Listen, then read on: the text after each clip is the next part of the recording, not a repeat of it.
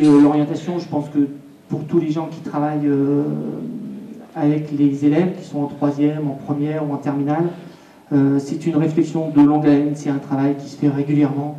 Donc si à chaque fois, dans des occasions comme ça, on peut les sensibiliser et les faire avancer dans leur réflexion, les faire se poser des bonnes questions, mais ce sera toujours ça de gagner.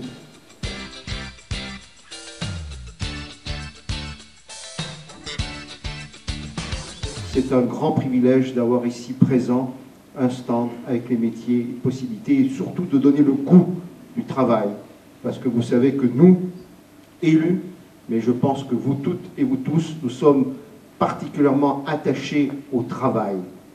Il n'y a pas d'idéal plus noble que celui d'une société où le travail sera souverain.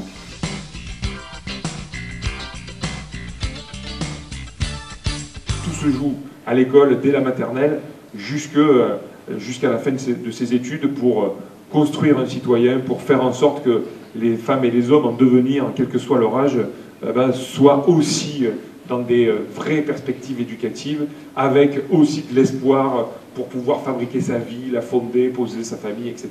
Ça, ce sont des choses qui sont extrêmement importantes, et vous savez toutes et tous, évidemment, l'actualité de ce début d'année qui a été une actualité difficile, et la réponse la plus efficace, évidemment, c'est l'éducation, c'est notre rôle à tous, à nous, adultes, d'aider et de faire en sorte que les citoyens en devenir aient tous les outils possibles pour pouvoir avoir une vie la plus correspondante, en tout cas, à leurs envies.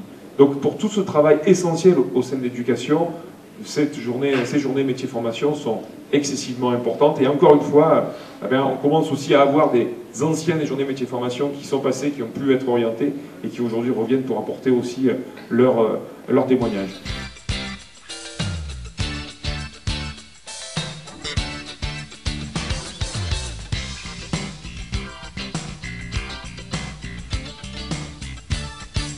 On met en lumière le cloisonnement qui peut exister entre le milieu de l'éducation et souvent la sphère publique et aussi la sphère privée, je pense en particulier au champ économique. Et bien là, on voit aujourd'hui à travers cet événement à quel point l'éducation nationale s'est elle aussi progressivement ouverte, et que même le champ économique aujourd'hui s'intéresse de plus en plus évidemment aux formes d'apprentissage et de formation de celles et ceux qui seront demain très certainement leurs futurs salariés dans leurs entreprises. On a un vrai souci, notamment dans nos territoires, d'inadéquation entre l'offre et la demande.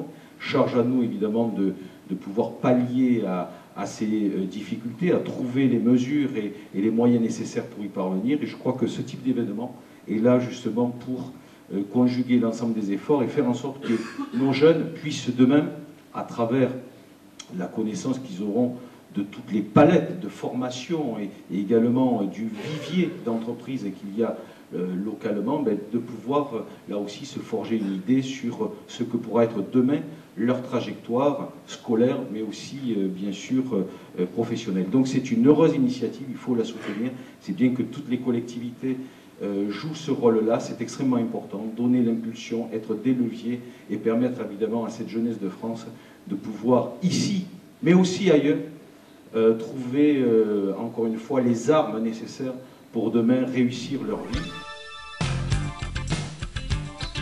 Et là derrière nous, nous avons des professionnels de l'aménagement paysager de la mairie qui sont en train de faire un rond-point et qui sont donc en pleine action. Et je pense que c'est très intéressant pour les jeunes de voir concrètement en quoi ça consiste. De façon générale, ce qu'on peut dire ici par rapport à cette action, c'est que nous y tenons au rectorat pour une raison simple. C'est que construite comme elle est construite, on a parlé de valeurs, et je crois que c'est le moment pour nous de revenir sur des fondamentaux. Elle est construite sur vraiment une valeur de solidarité. Quand je vois les jeunes parler aux jeunes, nous construisons ces chemins solidaires entre générations, et nous prenons au sérieux leur première expérience effectivement de formation, et cette première expérience est déjà un contenu précieux pour les plus jeunes. Solidarité adulte avec les jeunes, parce que nous sommes dans un monde dont nous savons tous collectivement que nous ne savons pas toujours, tous les jours, où il va et à quelle vitesse. eh bien nous sommes ensemble pour essayer de l'affronter. Et quand vous faites un travail d'information vis-à-vis des jeunes, vous allez au-devant d'eux, vous manifestez vous aussi cette solidarité. Solidarité aussi du bassin du Garaud-Dagnat. Bon, étant gardois, j'ai peut-être un peu plus conscience que certains Montpelliérains de ce que représente le Garaud-Dagnat comme entité socio-économique tout à fait structurée, cohérente, solide. Premier bassin industriel aujourd'hui du Languedoc-Roussillon, il faut sans cesse le rappeler à ceux qui sont sur d'autres vieux souvenirs. Et puis, je crois que solidarité aussi dans le fait que vous savez, année après année, essayer d'améliorer l'opération. Vous me permettrez d'avoir un salut particulier, mais comment puis-je faire autrement pour l'équipe du CIO? Et je salue Serge Rem au milieu de cette équipe et tous les membres de l'équipe qui ont travaillé pour ce salon une fois de plus, je dirais, 17e édition, je crois. C'est un bel exemple de longévité, mais nous ne sommes pas là pour la longévité, nous sommes là pour rendre service après année à des générations sans arrêt nouvelles. Et chaque fois, vous essayez d'améliorer le service. Donc d'abord, un grand merci à tous pour cet engagement. Alors ces 2 journées se sont très bien passées. Beaucoup d'élèves, beaucoup d'exposants, beaucoup de rencontres très intéressantes. Mais tout ce qui concerne l'orientation ne s'arrête pas ces 2 journées. Et bien entendu, la préparation de l'orientation se continue. Et bien sûr, le centre d'information et d'orientation est à la disposition des élèves toute l'année. Ils vont pouvoir continuer à y aller pour avoir des informations. Voilà la conclusion de ces JMF.